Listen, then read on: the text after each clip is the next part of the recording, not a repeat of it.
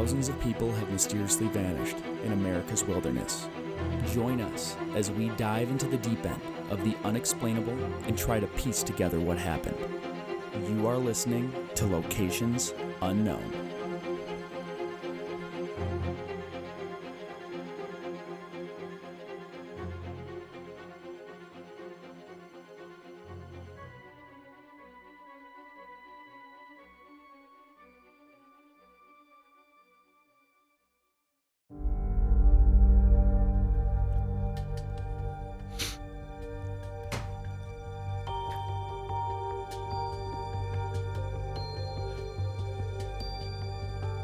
Ooh, what's up, everybody, and welcome back to another episode of Locations Unknown. I'm your co-host, Joe Irado, and with me, as always, is the type of guy that refers to the hard coating of an M&M as the skin, Mike Van Bogart. Thank you, Joe. I've never heard that before. That's a good one. It's so gross. It is gross. The skin. Yeah, I love this. I love the skin on my M&Ms. Ugh. Yeah, it just grosses me out hearing that, but that's a good one. I read that and I was like, ooh, that's going to be a good one. Well, thank you to everyone who's tuned in for another episode. Before we get going here, just a couple quick announcements first. New Patreon shout-outs. Only got one this week, so thank you to Gwen Piccolo for supporting the show. Thanks, Gwen. We really appreciate it. It's we're slowly getting better equipment, and someday we'll have a whole team of little minions for us that'll do our bidding. And yeah, absolutely. But right now it's just me and Joe. If you want to call the show, you can call 208-391-6913, leave a voicemail or text. I think someone recently texted it and said, "Do you get texts?" I forgot to respond. So You forgot, and I forgot to respond. So I will text you back, whoever that was. That's awesome. We have some other podcasts on our up-and-coming podcast network, Off the Trails, Who Runs This Park, Crime Off the Grid, Relish, and I said this last time, if anyone's listening, also a curator in the podcast space, and you're looking for an up-and-coming network to join, we're on a very good plan with Spreaker, so you can get hosting for free, and you get access to their ad network and the whole deal. And we had someone, we can't say their name yet, so we haven't inked it, but we've got another person coming on. Yeah, we've got more that are in the works for joining, so stay tuned for that. You can also support the podcast through Patreon, YouTube memberships, premium subscriptions on Apple and Spreaker. We have a store where we have some hats and shirts and other little things you can buy. And if money's tight, because I was just at the gas station the other day and gas for my car was $5.59 a gallon, and you don't have the money to support us monetarily, always just leave a like, a comment, subscribe wherever you listen, or even if you listen on Apple and don't on Spotify but have Spotify, subscribe on there too. There you go. It helps the algorithms just do it, promote our show. So, and the best form of help is word of mouth to your friends. Just talk about our show until they disown you. Then they won't want to listen to it. Then they won't. Yeah. So anything in your net, you look tan. And for those watching, what looks different about Joe? My mustache. Yeah, I was just down in the Keys spearfishing for Hog Fest. It was awesome. I didn't win this year. I was boss hog 2 years in a row. This would have been the third. I lost to Kyle.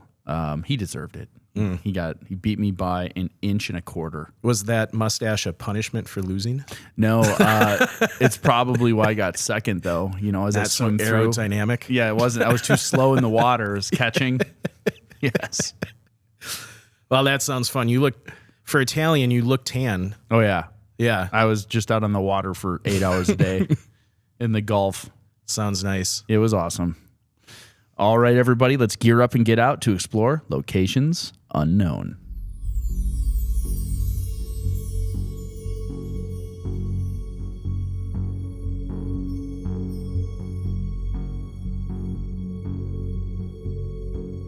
Going hot. We'll edit that out. Nope. March 17th, 2012. A 24-year-old leaves a hotel in Cherokee, North Carolina, before dawn and drives into Great Smoky Mountains National Park. Hours later, His Ford Escape is found with his wallet, keys, cash, and survival gear still inside. A short note says, "Don't follow me." Search teams, helicopters, K-9 units, and volunteers scour the Appalachian Trail corridor, steep drainages, and dense off-trail terrain, but find nothing. No clothing, no gear, no trace. Join us this week as we investigate the baffling disappearance of Derek Joseph Lueking. Going hot. I know, right? We'll do it live. We haven't covered Great Smoky Mountains in over a year. In a hot minute. Yeah, we usually do, seems like 1 or 2 cases a year in this park. Yeah, and for how old it is, you think there'd be more, but... Yeah. Well, it's such a mysterious place, and I love the stories out of there. My daughters are a huge fan of the Smokies lore.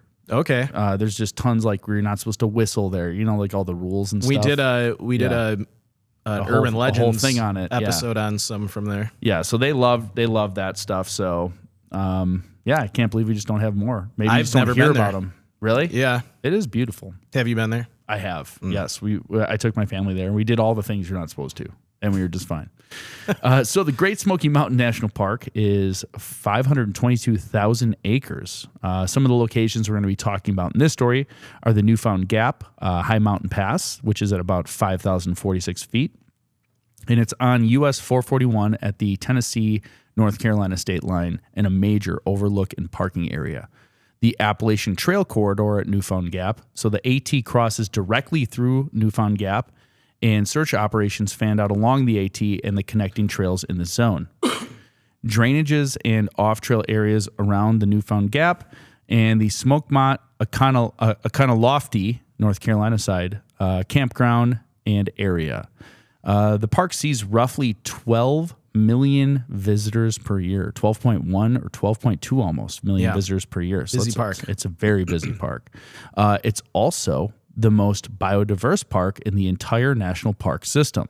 So scientists have documented more than 22,000 species in the Smokies and estimate as many as 60,000 to 80,000 may live there. That's crazy. That is a ton of species. I bet a lot of living them are there. Bugs. Yeah, I bet a lot of it. It's known as the salamander capital of the world, so some of them at least are salamanders. About 30 of them. Yep, the 30 different species of salamanders across 5 families, including endemics like Jordan's red-cheeked salamander. On any given day, salamanders likely outnumber all other vertebrae in the park. That's pretty cool. The quote-unquote smoke is actually plant vapor that turns the air blue.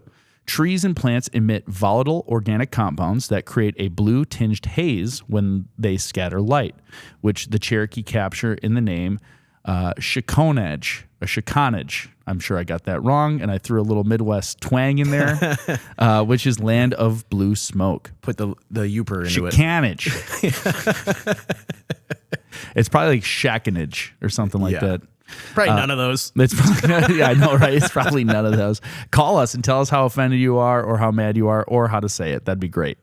It's informally called Wildflower National Park. So the Smokies has 1,500 species of flowering plants, one of the highest counts of any temperate region on Earth, which is why spring wildflower pilgrimages are a big deal here. You're also, when you're there, walking through one of the oldest mountain ranges on the planet. Geologists estimate the Smokies are roughly 200 to 300 million years old, far older than the Rockies based on the rock weathering and soil evidence. So that's why it's like not such an aggressive It's been weathered down. It was probably just like the Rockies and the wind blew it down. Yeah. That's how old it is. It's old. Did you know the park never closes? I did not. So while individual roads, trails, or facilities can shut down for weather or maintenance, the park as a whole doesn't have a closing time. You can legally enter 24/7 year-round if conditions allow. It quietly preserves one of the largest collections of historic structures in any national park. So there are more than 90 historic buildings, cabins, churches, barns, schools, and mills that have been preserved or rehabilitated, especially in Cades Cove and along Roaring Fork. The Smokies is one of the few major national parks with no entrance fee.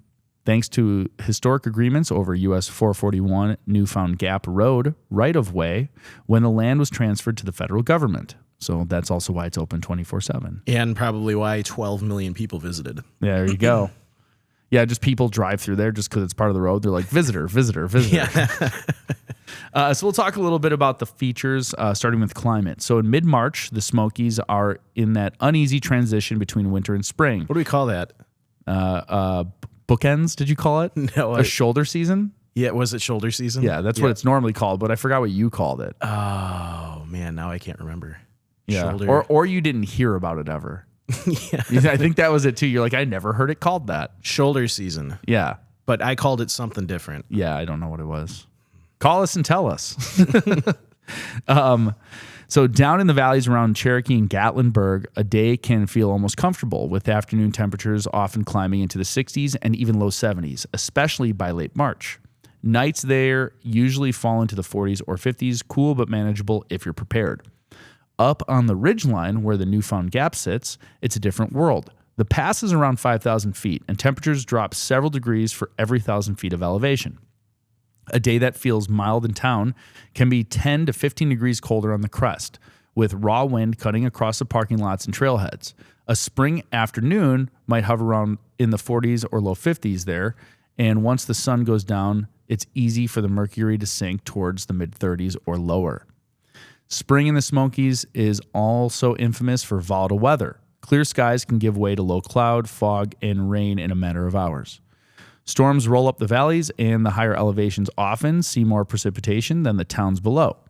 Even when it's truly freezing, a combination of cold air, wind, and damp clothing can drive a hiker toward hypothermia surprisingly fast. So that's the backdrop to Derek's disappearance. Straddle seasons. Straddle, that's what you called it. Yeah, you called it straddle seasons. Sorry for interrupting you. No, that's worth the interruption because I forgot. It's hilarious. Straddle seasons. I knew I would remember it. That's wrong and embarrassing. So basically, when Derek was there, a huge, wet, heavily forested mountain range where on the same day a visitor can be strolling in short sleeves in the Cherokee, while just a short drive a few thousand feet higher, someone without proper shelter is fighting to stay warm through a long, windy, wet night. A little bit about the terrain. Around Newfound Gap, Derek stepped into some of the roughest and most deceptive terrain in the Smokies. At a broad scale, Newfound Gap is a high mountain pass on a main crest of the Great Smoky Mountains, sitting at about 5,046 to 5,048 feet on the Tennessee-North Carolina state line. The parking area feels civilized. You have paved lots, stone walls, big views, but it's perched on a narrow ridgeline surrounded by steep mountain slopes dropping away on both sides. Once you step off the asphalt, the terrain changes fast. The slopes around the gap are steep to very steep, with a mix of rocky outcrops, ledges, and deeply incised drainages that funnel water and people downhill in unpredictable ways. The forest is also dense. On the climb up from Cherokee, you pass through cove hardwoods and mixed oak pine, then into northern hardwood and spruce fir forest at the gap itself. The kind of dark coniferous woodlands more like New England or eastern Canada than the rest of the South. Underfoot, which means thick leaf litter, moss-covered rock, and tangled roots with laurel and rhododendron thickets closing in along many of the drainages and off-trail slopes. Visibility can drop quickly once you leave the road or main trails. The corridor descriptions for Newfound Gap Road specifically note steeply sloping, sometimes rocky outcroppings on one side, and forests where the floor is only intermittently open on the other. It's very easy to lose line of sight or a bearing within a short distance off the pavement. So several strenuous trails radiate from this hub. The Appalachian Trail runs right across this gap, heading along a rolling but often narrow ridge with side hills that fall away sharply into heavily wooded valleys. Nearby routes like Chimney Tops or Alum Cave, which is a bit down the road, are known for steep, rocky ascents, slick rock slabs, and exposure in places, even though they're popular day hikes. The general character of the country Derek walked into: big elevation changes, lots of vertical relief and short horizontal distances, and very few truly gentle off-trail options. So in practice, for someone who leaves a parking lot without a clear route and goes off-trail, this area quickly becomes a three-dimensional maze, deep draws, blind ridges, and thick vegetation that hide you from both other hikers and searchers, with enough rock and relief to make a simple misstep or a slide turn into a serious fall. That's the terrain search teams were basically trying to grid when they went looking for any signs of him. So how can you safely hike this area? As we always say, tell someone your exact plan. What trailhead, intended routes, turnaround time, and when you'll check back in. Make sure they know who to call if you miss that window. It's very important because searchers need to know where to start if you do go missing. Absolutely. So, and obviously, if you give people that plan, you want to stick to it. So stay on the established and signed trails. Don't just explore off the side of Newfound Gap Road or cut down drainages. It's very easy to get cliffed out, injured, or lost in that terrain. We've talked about getting cliffed out in other episodes. Yeah, unfortunately, someone passed away. Yeah, in Grand Canyon happened. Yep. You can get down some of these cliffs, and if you don't have climbing gear, you'll just get stuck, and you won't be able to go any further, and you can't climb back up. So, you want to wear real hiking footwear, not sneakers. Use boots or shoes with ankle support and good tread. Wet leaves, roots, and mossy rock around the Newfound Gap are a major source of slips and broken ankles. I would say, out of any gear, your footwear is the most important. Absolutely. Not because, best case scenario, if you wear bad footwear, is you're going to have just a giant blister on each foot. Yeah, it's going to be miserable the rest of the trip. Yeah, and for several days after. And have them broken in. Don't buy new shoes and go hiking for the first time. Wear them for like a month. I remember our first hiking trip in Canyonlands. Shay, our friend that went with us, wore his army boots. Bad idea. Yeah, bad idea. He had full foot blisters. That's just the worst. Yes. You want to carry a paper map and know how to use it. So don't rely on your phone. Service is spotty and batteries die fast in cold, wet conditions. Have a park map or topo and know where Newfound Gap Trail junctions and bailout points are. You want to pack even the basics for a short hike. At minimum, extra layer, rain shell, hat and gloves in cooler months, headlamp, water, snacks, and small first aid kit. Check the weather and be ready for the changes. Storms, fog, and temperatures drops hit the ridgeline much harder than in the valleys. If the forecast looks bad or is deteriorating, turn around early. And you want to avoid hiking after dark unless you're truly prepared. Darkness plus steep side hills and roots is a recipe for falls and getting turned around. Plan so you're back at the Newfound Gap before dusk. You want to treat water and respect high, fast streams so you don't try to ford swollen creeks after heavy rain. Wait it out or turn back. Any stream water you drink should be filtered, boiled, or treated. And you want to dress in layers and carry rain protection to prevent hypothermia. Even in mild seasons, wind and rain at 5,000 feet can drop your core temperature quickly. A dry base layer and simple rain jacket or poncho make a huge difference. And lastly, be realistic about your limits and turn back early, even if something feels off. Most serious incidents in the Smokies come down to overconfidence and bad decisions. Pushing on when you're tired, injured, disoriented, or racing daylight. So, Mike, tell us a little bit about Derek. Yeah, so the subject of tonight's case is Derek Lueking. He was born May 13th, 1987, went missing March 17th, 2012. He was a male, age 24. He was 5'10" to 6 feet. He was about 215 to 225 pounds. He had brown hair and a half-inch beard. He had hazel eyes, though some sources say they were green.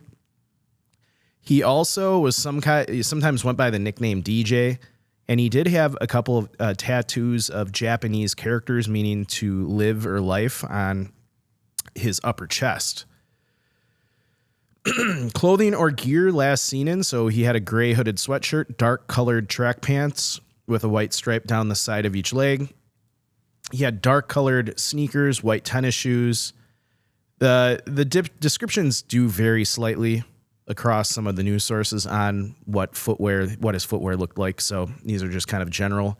He possibly had a waterproof watch, and he was possibly carrying Realtree camouflage rain gear and a black or dark blue day pack style backpack. And when I get in the timeline, he went on a major buying spree before he went into the Smokies. So we'll cover that in the timeline. Personality, he was described by family and friends as a very avid camper and an outdoor enthusiast, but not really known as an extreme backcountry survivalist. So most people aren't known, like Joe and I aren't known as backcountry extreme survivalists. Yeah. I think we would do well to survive, but not thrive. Yeah. Probably. Just got to be honest. Yeah. I'd probably make it for many days, potentially weeks, but we'd probably be eating each other in like 3 days. I'd be really holding out for a rescue. Yeah. Yeah. I mean, there's a difference between knowing what you should do and then actually doing everything correctly when you're in that situation. Yes. So yeah, it's easy to say that you would be prepared for that, but as many people as we talk about in this show, I hear many more stories of people getting saved. And when I hear about how they got saved and what they were doing, like it gives me a lot of confidence. Yeah. In just because I know what I should be doing. Yeah. And I mean, just like thinking about how Brian Skolinski survived his first disappearance in Great Sand Dunes. Like just sleeping on sand, like in like freezing temperatures with no gear. Yeah, it's just like, well, I guess I'll lay here now. Yeah, and he survived. So part of it is luck. Part of it is location you get lost in, and some of it is following all the rules we tell everyone to follow. Yes. So, he was a known fan of Bear Grylls' Man vs. Wild and was fascinated by survival scenarios, which may have influenced his planning and mindset. And I will say something about Bear Grylls. I used to be a big fan. He's fake. But he's so fake. Yeah. His show is... He goes to hotels every day. Yeah. I think the guy I think he knows the stuff. But for the show... Yeah, like, he did do that stuff. He was like British Special Forces. Yeah. So like... But like right now he's not. He's doing the stuff and he's like demonstrating it and then going to a hotel and then like coming back out and getting all dirty again. The guy who I think the show... It's not on there anymore. Survivor Man. Yeah, that was legit. Where he had his own camera. Les Stroud, I think was his name. Was that the one where he had his, like the camera shots were like he set the camera? He brought a camera with him, set it up, and he like lived out in the woods or wherever he was. By himself. Yeah. So like that is more realistic. And Bear Grylls, I mean, his shows are very interesting and informative, but don't have any impression that he's roughing it. Yeah. And I mean that one scene where he took a snake skin and then peed in it. Oh, and then drank it to like it was just so unnecessary. It was so unnecessary. And he's like, oh, it's so salty. Like, I was like, oh, why are you doing this? Yeah. For all we know, it probably was Gatorade. Yeah. But so I don't know. That's my Bear Grylls tangent. I love how I hope this turns into some weird beef. You end up and you and Bear Grylls. I mean, he'd probably kill me. He's Special Forces. I don't know. I just hope this beef starts, and I want to remain neutral and just keep egging it on from both sides. Well, I'm stacking up enemies. Yeah. So you think Bear Grylls? So you think Bear Grylls is fake, and he probably wasn't even Special Forces, huh, Mike? I can say that. Yeah. It sounds kind of like you're saying that. It kind of sounds like you think you're better than Bear Grylls. Yeah. No. I think that's what you said. That's what if any of you know Bear Grylls, tell him Mike says he's better than him. There we go. All right, go on. All right. Got that out of the way. So, family and friends, back to the character profile here, suggested he was generally responsible. He had a stable job and education, but may have been quietly struggling with adult pressures and grief following his grandfather's death. So that's going to be a theme throughout this case that we'll go back to in theories. Medical issues, nothing publicly documented of, anything, no injuries before his hike. He didn't have any chronic medical conditions. Occupation, hobby. He worked as an aide at Peninsula Behavioral Health Center, often referred to as Peninsula Hospital, near his home in Louisville, Tennessee. He was a college graduate of Johnson University. And his hobbies, a lot of it centered around hiking. He was hiking, camping, watching survival shows, and outdoor recreation in general. So experience in the wilderness, like I said earlier, he's described as an avid camper and hiker by his friends, with enough experience to take, day hikes and short trips, but not regarded by family or park officials as a deeply seasoned wilderness expert.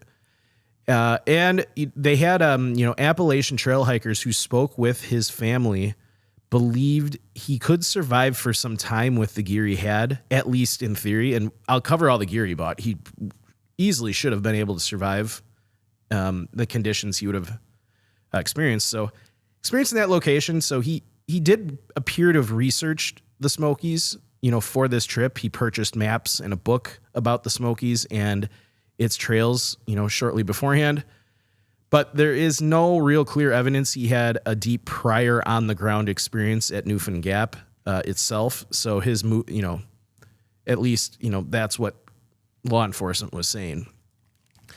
So jumping right into timeline, we'll start on Wednesday, March 14th of 2012. So essentially, Derek was just living his normal life in Louisville, Tennessee. And at this time, for whatever reason, he ended up going on a spending binge for like hiking gear. And he bought over $1,000 worth of camping and survival supplies from Bass Pro Shop, Knife Works, and Coleman's. And I will say, that may sound like a lot of money, but for hiking gear, like... If you're getting the right stuff, that could be like a tent and a sleeping bag. Yeah, backpacks could be a few $100s. I remember buying an ultralight sleeping bag, and it was super expensive. And yeah, I think my really nice, light, cold bag that I took to Africa was like $500. Yeah, so hiking gear can add up quickly. A nice pair of boots will run you a few $100. I mean, it adds up fast. But he did buy a lot of gear, so some of the gear included maps of the Smokies, a tent, sleeping bag, a pack axe, several pages of military survival manual, a knife sharpener, a compass, thermometer, 100 feet of black parachute cord, a headlamp, pocket knife, granola bars, an iPod pouch, a waterproof watch, and a Bear Grylls survival tool pack containing a multi-tool, small flashlight, and fire starter. So he's already got more gear than most of the people that have gone missing that we've covered. And with all that gear and, the clothing he had, he should have been able to survive a few nights in this environment. So he also made some cash purchases at a Walmart. So they're not sure what exactly he bought, but we'll get into why they know he was at Walmart. He also had searched the Great Smoky Mountains on his computer and booked a room at a hotel in Cherokee, North Carolina, which is a gateway town to the park, roughly 2 hours southeast of his home. And he is believed to have stayed at a Motel 6 on the night of March 14th. It's now Thursday, March 15th of 2012. So Derek is believed to have stayed overnight at the Smokemont campground inside Great Smoky Mountains National Park. And I just want to make sure I didn't miss something here. Cut all this out. Leave it in. Leave it in. Okay, so Here's March. Smokemont. Okay, so that's the campground. Yeah, and we have Newfound Gap is right here. Okay. It's a little bit of ways. Mm-hmm. All right. Okay. So, like I said, Thursday, March 15th, 2012, he is, like I said, believed to have stayed at the Smokemont campground inside the Smokies. And that same day, he failed to show up for his shift at Peninsula Hospital. Calls to his cell phone went unanswered. His roommate, Ryan Molden, had noticed Derek's alarm going off continuously that morning and initially assumed he had just left early for work and forgotten to turn it off. And I think I forgot to tell everyone how old he was. He's 24. So... Ooh, that was like in the back of your head. That's why you keep thinking you're missing something. Yeah. So 24 years old. So like I said, his roommate heard his alarm going off, wondered what was going on. Something's weird. When a mutual friend alerted Ryan, his roommate, that Derek had never arrived at work, concern quickly set in. So Ryan contacted Derek's parents in Virginia. They were alarmed, so they drove to their son's home in Tennessee to begin piecing together what happened. And they started examining his computer. They discovered, the searches for the Smoky Mountains, hotel reservations in Cherokee, and the trail of survival gear purchases. And I just want to double check. I had said he lived in Louisville, Tennessee. That doesn't make sense. Unless there's a Louisville, Tennessee. You think so? I mean, there could be. So I know there's a Knoxville, Tennessee, because that's where his parents said his house was. I just want to verify this now.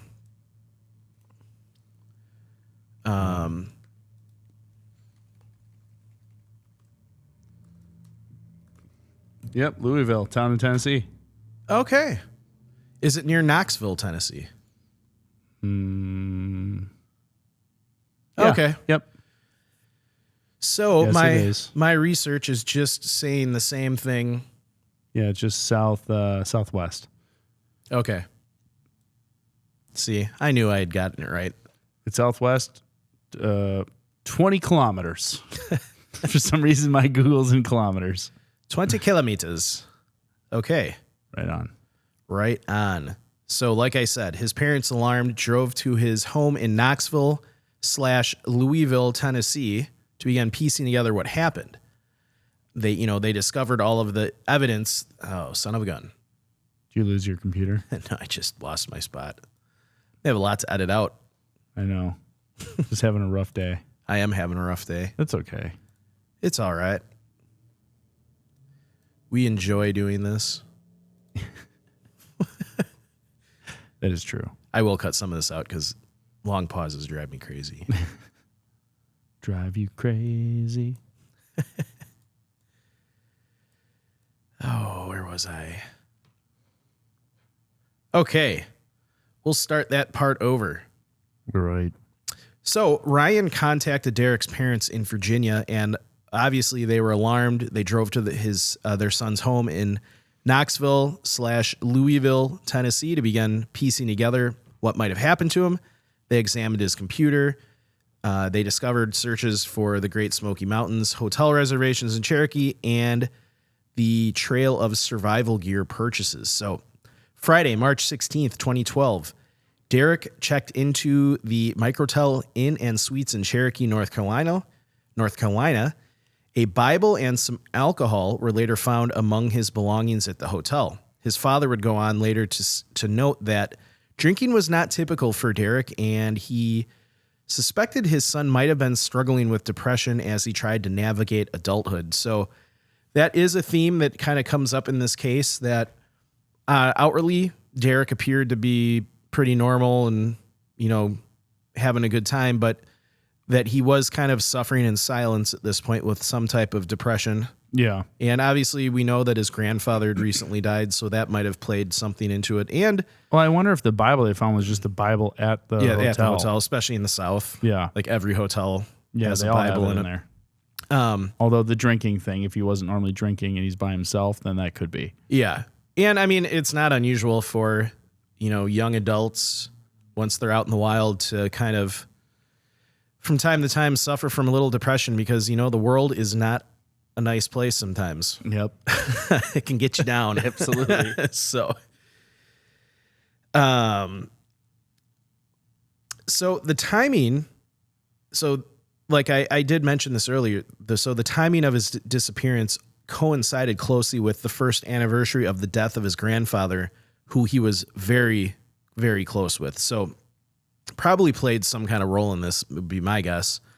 Saturday, March 17th of 2012, at approximately 4 a.m. in the morning, hotel surveillance cameras captured Derek leaving the Microtel Inn in Cherokee. He was alone, and he was carrying what appeared to be a day pack. He was wearing a gray hooded sweatshirt, dark colored track pants, like I mentioned, white striped down each side of the leg, and dark colored sneakers. And he may have also been carrying some rain gear. They couldn't really tell with the video. By 8:30 a.m. that morning, his white Ford Escape was found in the lower lot at Newfound Gap, which Joe had mentioned earlier is at about 5,048 feet. And it's a mountain pass where the main road through the park crosses the Appalachian Trail, straddling the Tennessee-North Carolina state line. And the family they were actually the people that discovered his vehicle. So it looks like after arriving at Microtel too late to find Derek, they were driving back towards Tennessee when they spotted his car in the parking lot and immediately contacted park rangers. Inside the vehicle, searchers found his wallet, cash, credit cards, and car key. They also found many of the survival supplies he had recently purchased, including critically the tent and sleeping bag. And they also found kind of this strange handwritten note that Some sources say it simply said, "Don't follow me," while some other sources in the news said, "Don't try to follow me." So kind of odd he would leave his car keys and that note with his stuff. So park officials expressed uncertainty about whether Derek had actually written the note, despite it being a sunny Saturday with heavy visitor traffic at one of the park's most popular overlooks. Not a single person reported having seen Derek in the park when they were interviewed by law enforcement. So that's also very interesting. It's now March 17th to the 23rd. Park rangers launched an immediate search and rescue operation radiating outward from the Newfound Gap. Over the several days, these searchers hiked a lot of miles. So some estimates upwards of 55 to 70 miles of trail were searched in just the first few days, including sections of the Appalachian Trail and connecting side trails. They had multiple scent tracking dog teams in the area. They were giving samples of Derek's clothing to lock onto a scent. Helicopter sweeps were conducted over 3 separate days with additional nighttime helicopter operations. The North Carolina and Tennessee Highway Patrols provided helicopter services at no cost to the Park Service. So that was nice. So they really have, within a few days, they have a massive search operation going on. Yeah. That's thick. That is thick. What time of year is that picture? November. Okay. 2022. So probably not as thick even as it would be in May or I guess March. Yeah. Maybe. But yeah, it's some thick and pretty steep. Yeah, yeah. You go down there, no one's finding you. It's just slow. October 21. Yeah. Slow searching. Yeah. Holy cow. So, Jeez. Yeah, searchers were instructed to check all natural and man-made shelters. They spoke with everyone they encountered, and they were keeping their eyes peeled for Camel Crush cigarette butts. So he smoked cigarettes, and that would have been the brand he smoked. And despite the warm, unseasonable weather that should have... Oops, hold on. My laptop. Get a mouse. I know. I got to do that. I keep forgetting. Despite the warm, unseasonable weather that should have improved his chances of survival, the massive effort turned up nothing. Not a single footprint, a discarded item, a cigarette butt could be conclusively linked to Derek. It's now Thursday, March 22nd of 2012. By the 6th day, the search was at a critical juncture. They had approximately 60 searchers split into 14 teams for another push. Supervisory Park Ranger Joe Pons said at the group's makeshift command center, "Let's try to make another hard push for this guy today." The search had now moved significantly off trail. Rangers were, looked for places where it would be appealing to get off trail and hiked those routes until the terrain came impassable, making every area surveyed on GIS-based maps. During one sweep, a helicopter spotted a tarp near Deep Creek, and a team was quickly dispatched, but the equipment appeared to have been in place for a long time and had no connection to Derek. Bob Miller, a park spokesman, noted the most disturbing aspect of the case. He said, "There was a ton of people in the park that day. It was a nice day. Does it mean he got off trail right away? Maybe." So about 45 National Park Service employees and roughly 15 civilian volunteers participated in the search effort. Personnel from Blue Ridge Parkway, Cherokee Tribal EMS, and Search and Rescue Dog Associations from North and South Carolina also assisted. It's now Friday, March 23rd of 2012. After a full week of heavy searching with nothing found beyond the vehicle, park officials made the difficult decision to scale back the operation. Park spokeswoman Molly Schroer acknowledged the frustration. She was quoted, "Without clues, you are just kind of searching in the woods." Park Superintendent Dale Dittmison added, "It's very disheartening for the searchers to work so hard for so long to find a missing individual without success. I can't imagine the effort that's expended, and then they turn up empty-handed. Though they found the car, and a lot of his stuff, so that's more than some cases.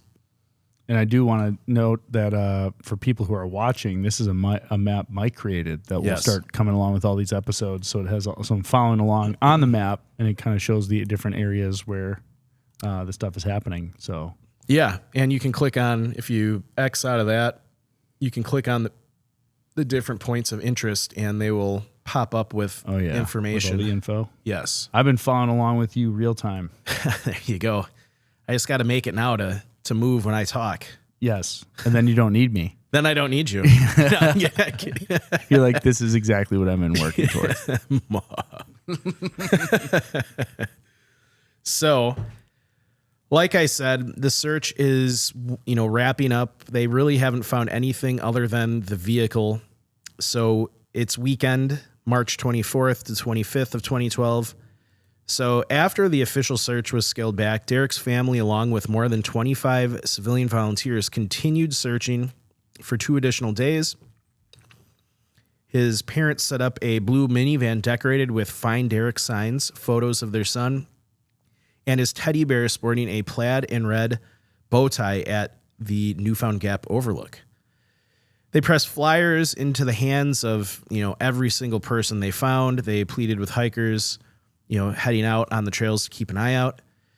The father was quoted as saying, we tried to talk with every hiker. Some were coming from the trailheads. They were sitting there looking for him, and they would see hikers coming out of the woods, and they would do like a double take, like, is that Derek? And unfortunately, none of them were. They set up a Facebook page titled Find Derek Lueking, and it was kind of to coordinate awareness efforts. And one of the family members wrote on the page, "We will never stop looking for Derek. Although we still think he is in the park and off trail, there is possibility that he is out in the world somewhere. So we will put the word out in the world as much as we can while still making sure people know who he is in the Smoky Mountains." Now, real crazy thing. So there was a very weird coincidence that happened during the search for Derek. So just one day after the search for Derek, a second man vanished in the same area of the park, Michael Giovanni Coccini.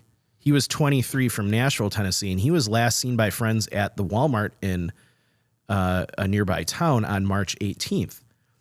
His car was noticed by rangers at a parking area near the Park Visitor Center outside Gatlinburg that same day. And this guy was not known to be a hiker and had no gear for hiking or overnight camping. When, his car remained in the same spot 2 days later, rangers launched a second simultaneous search. But obviously both searches were eventually called off without resolution. Now, fast forward to August of 2012, and so it was August 17th of 2012, a park employee stumbled upon a backpack in the woods that was confirmed to belong to Michael. In the subsequent search, rangers located clothing consistent with what he was last seen wearing, along with his cell phone. Then on August 20th, searchers discovered skull fragments just 0.3 of a mile from where his car had been found. And the remains were eventually positively identified as Michael's. And on September of 2012, through examination by the county medical examiner's office, they, deemed that it was his remains. So very interesting. Another gentleman went missing, like right in the same area. They seem to wrap that one up relatively quickly too. Well, yeah. And they somehow found his remains quickly, but sadly through this time, there were no new developments made in Derek's case. So 2013 case still open. By June of 2013, park spokeswoman Molly Schroer confirmed that his case remained open and active. She was quoted, "Like with the Derek Lueking case, they've never located him and it is still considered an open case," she said. "If a lead comes up, we will look into it." And I searched for the Facebook page and it doesn't seem to exist anymore. I saw a couple individual posts that weren't related, but I don't think the page is live, so I can't get anything from there. Okay. I thought I was on it. I searched it exactly how it was labeled. So okay, I'll keep digging. So 2015 and beyond. So by 2015, which we're now approaching the 3rd anniversary of Derek's disappearance, his case remained listed in the National Missing and Unidentified Persons System, known as NamUs, as case MP14466, if you're interested. And during this time, the Facebook page that Joe is trying to find remained active, trying to spread the word. And I may have read that information from a news article. Now that I think about it, that was just on Facebook. No, that referenced their Facebook page. Okay, so I mean that page would be over 10 years old now. That's what I'm wondering, if somebody actually closed it, because sometimes people just let it kind of hang out there. Yeah, but I'll keep looking. Okay. Appalachian Trail thru hikers who had spoken with the family over the years expressed the view that, given the supplies Derek likely had on him, the survival a pack, axe, parachute cord, fire starter, compass, headlamp, pocket knife, and granola bars, that he could have, theoretically survived in the woods for an extended period. It's now 2017, 2018. We're getting more updates. The Charlie Project, which is a great website to, look up missing person cases. They updated their case on Derek with some clothing, photographs of and updated clothing and jewelry descriptions. By 2018, it's been 6 years now since he went missing. His family, still searching for answers and hoping to find out what happened to him, but nothing has come of it. And from 2019 to the present day, the National Park Service Investigative Services Branch continues to list Derek on its official cold cases page. And his direction of travel from Newfound Gap to this day remains unknown. As of May 26th, the month we're recording this, no remains, clothing, gear, or any physical trace of Derek has ever been recovered from the Smokies or anywhere else, and his case remains open and unsolved. So that's why we're asking everyone listening, if you happen to know any information on this case, you can call the National Park Service number at 828-497-1940. It's never too late to send in a tip. Maybe you were hiking and came across a gear that's at the time just seemed like somebody dropped something, but now that you heard this episode, you're thinking, you know what, that looks like something he might have carried. So even a tip like that, if you remember where you were and when it was, you can put that tip in there. And to this day, if its case is open, they'll go out there and search. Yeah. And maybe they'd find his remains. Who knows? Okay, theories. Got 4 of them here. I'll read them out, and then I want to hear what you think. Okay. So, theory number 1, probably the most likely, wilderness misadventure. That's like every one of these cases. So, Derek enters the Smokies intending to test survival skills or spend time off grid. He's been watching a lot of Bear Grylls. He's got, Bear Grylls survival kit. He's been reading, watching survival shows. He's probably like, I'm going to go try this out. Mm-hmm. But he becomes lost, injured, and succumbs to the train. Why this fits? Well, he bought extensive survival gear and studied the park beforehand. He was a fan of survival shows, like I said, like the Man vs. Wild show. The terrain around Newfound Gap is it's brutal. Joe described it. Steep drop-offs, dense vegetation, hard to search drainages. Rangers even suggested he may have gotten in over his head when he went out there. Why it doesn't fit, he left, if he's like really into survival and everything, he left, critical gear like tents, a tent and sleeping bag in his car. So that's gear you would take with you. Like you wouldn't leave that behind. And there was no trace ever found despite a massive search. So even off-trail cases usually produce something, gear remains or scent trail. And we mentioned another guy went missing in March, and they found his remains by August. Mm-hmm. So that is unusual. Second theory, this is always a tough one to talk about, but suicide or mental health crisis. So why this one is basically, you can probably guess it. He intentionally went into the park to end his own life.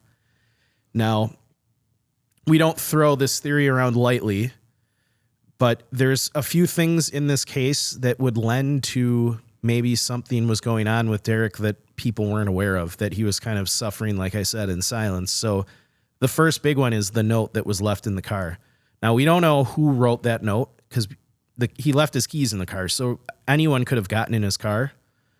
Yeah, it'd be kind of a weird thing for some rando. Someone's going to break in their car and say, "Don't follow me," and then leave wallet and cash and everything behind. Yeah. So, but we don't know who. But he left a note that says, "Don't follow me," which strongly suggests intent to disappear. The timing of his disappearance aligns with the anniversary of his grandfather's death. So, he was very close with him. I imagine his grandfather was probably like a father figure to him. Yeah, and his passing probably devastated him. I know from personal life experience, you too, Joe, probably at 24, you haven't experienced a lot of death in the family yet. Yeah. It's a new type of pain. Yeah. It's like a time of your life where some of your older relatives are starting to pass away. And up until that point, everyone's alive. Remember as a kid, like all your relatives are alive. And like family gatherings, like all the grandparents are there, great uncles, aunts, like then you get older and you got to start dealing with dwindling. Yeah. And it's, everyone handles that differently. And he, if he was really close, it probably hit him hard. Yeah.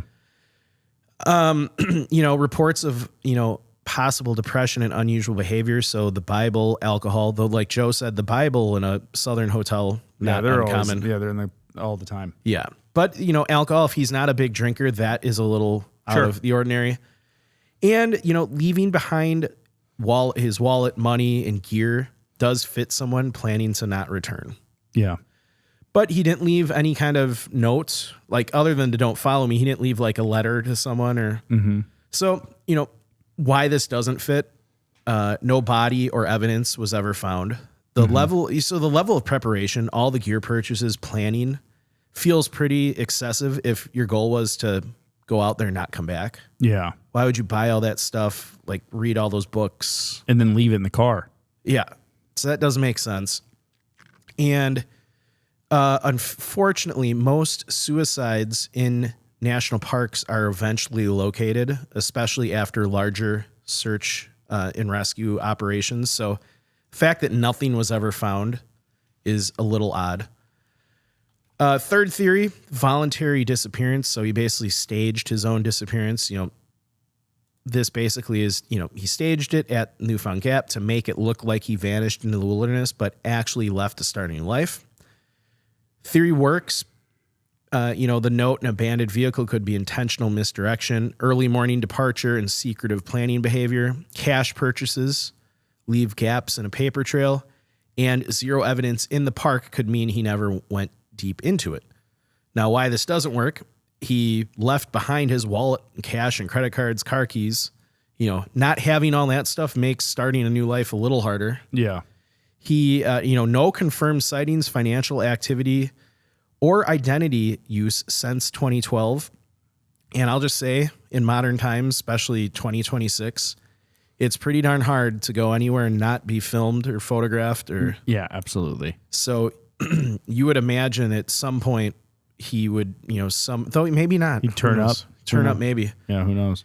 And, one of my points here was disappearing completely in the modern area is very hard to pull off long term. You could probably do it for a couple years, but at some point, you'd have to get a job, make money, get an apartment, a lot of things you're going to have to share your identity with.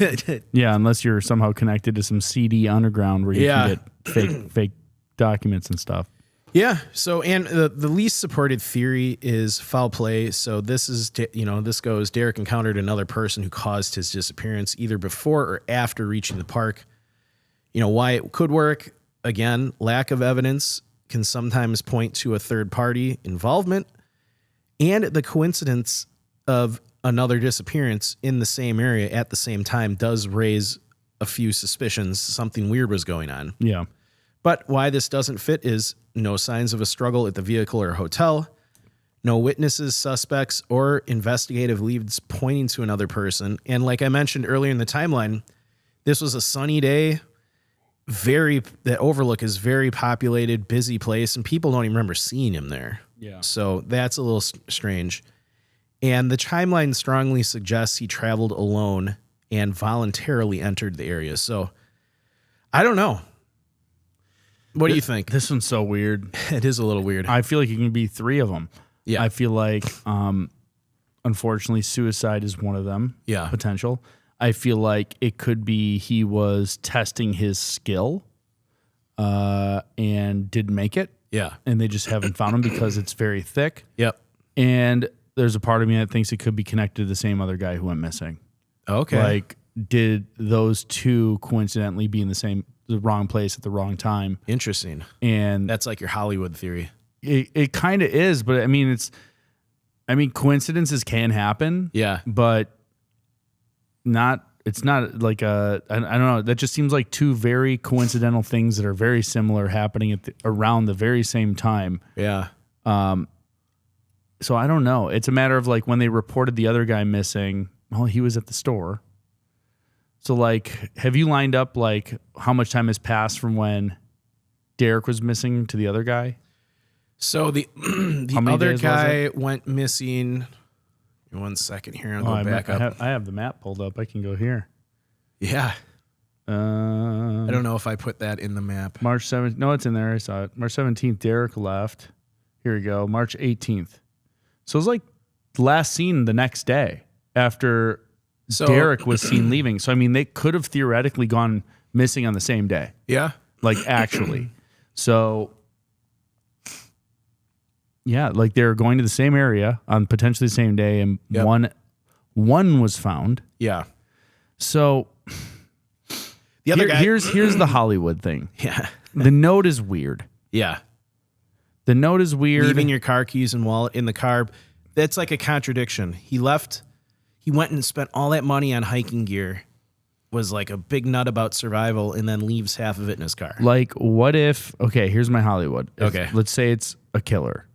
And he is following Derek, and that guy leaves the note in there. Like, have they do an analysis on it? Is it Derek's handwriting on the note? They don't know. And like the guy who's going to attack him, like throws it in there or something, or after maybe he saw that that's his car. Yeah. And how about this? Okay, how about this? Okay. What if this is the Hollywood, the killer is on the trail, murders Derek and the other guy. Okay. Takes Derek's stuff, has his keys, can go to the parking lot and click the button, find out which car it is, throw all the stuff in there and leave a note and make it look like that. Okay. Like maybe he was interacting with Derek. misdirection. Yes, exactly. Interesting. This is why it's Hollywood. I mean, you have to be fairly smart and to do something like that. But like, I don't know. That one's the Hollywood one. I think more likely it's like he chose to go out there and not come back, or he was attempting to survive on purpose. So he said, hey, put the note like, hey, don't look for me. I'm doing this on purpose. Like that could have been him leaving the note saying, I'm going out there to do a survival thing. Like, don't look for me. I'll be fine. Okay. That seems, Occam's razor. That one's the most likely. But other than that, I think it's very coincidental that 2 people potentially on the same day went missing. And one that turned up, they found his remains. Yeah. And they just haven't on the other one yet. I mean, yeah, I think my most likely theory, and I have a theory on why the tent and sleeping bag were in the car. So he gets to that campground area early in the morning. He probably doesn't want to, maybe it's not even dark, it's still dark out. So he's like, you know what? I'm going to go on a day hike this morning and just hike around a bit. Then I'll come back to my car, set my camp up at the campground when it's light out. Mm-hmm. That would make sense then why he left the tent and sleeping bag in the car. If you're planning to just hike for a few hours and then come back and to a campground and set up camp, why would you hike with your tent and sleeping bag like in your backpack? So I'm picturing he probably was planning to come back to his car at some point to set up camp, and maybe he just accidentally forgot his keys in the car. I've done that. I mean, that's not... People forget their car keys in their car all the time. Yep. I once went to the grocery store after work and forgot to turn my car off, got out, went in and shopped for 20 minutes, came back out, got in. I'm like, oh, that's weird. It's on. I'm like, oh, I left it on while I was in the store. You're in the thick of it with children right now. Yeah, I have like just fog brain.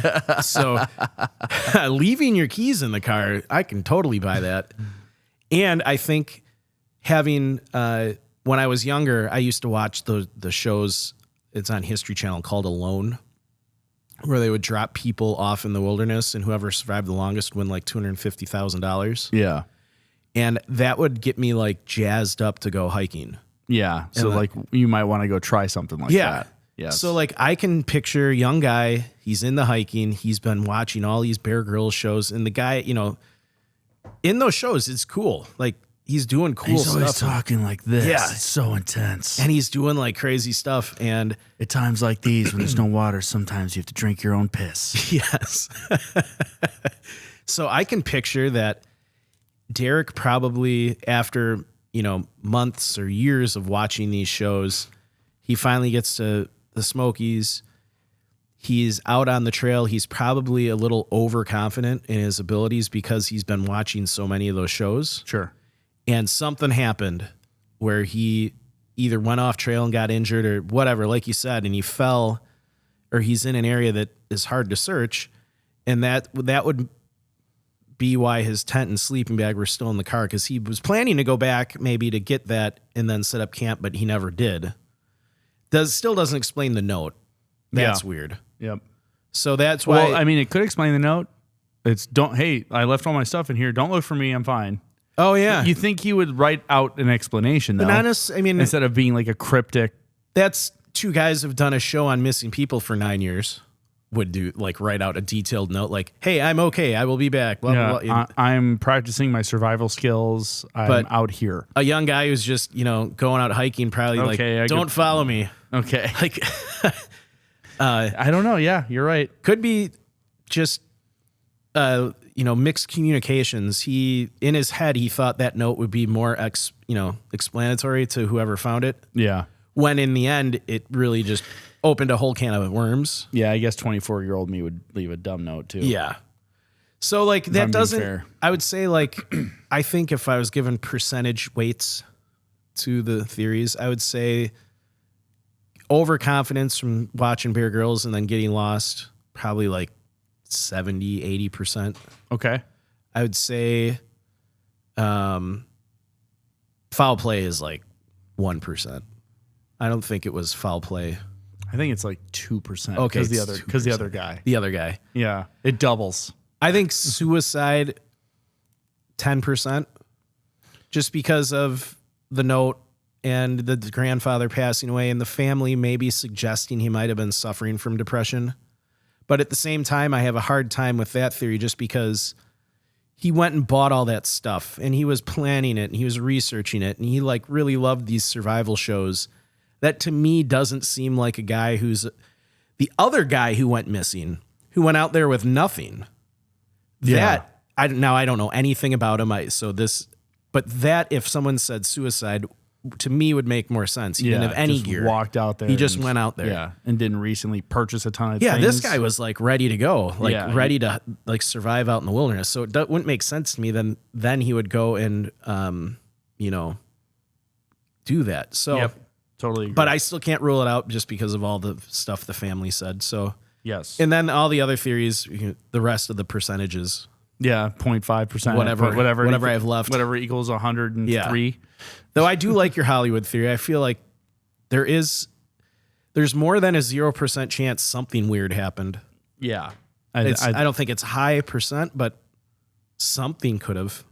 That is just a little too coincidental. Same time, same age kind of guy. Like, I'm not a coincidence guy, I think. Yeah, they do happen, but people also win the lottery. You know who doesn't? Most people. Yeah. So somebody has to win it. Yeah. Another baffling case. Another baffling case. As usual. Well, let us know what you think. And thanks again for tuning into our show. We appreciate you all for listening and sharing locations unknown with your friends and family.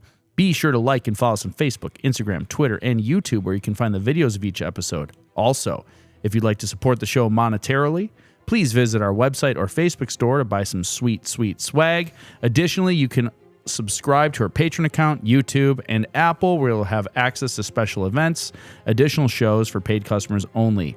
Lastly, when enjoying the beauty of nature, whether backpacking, camping, or simply taking a walk, always remember to leave no trace. Thanks, and we will see you all next time.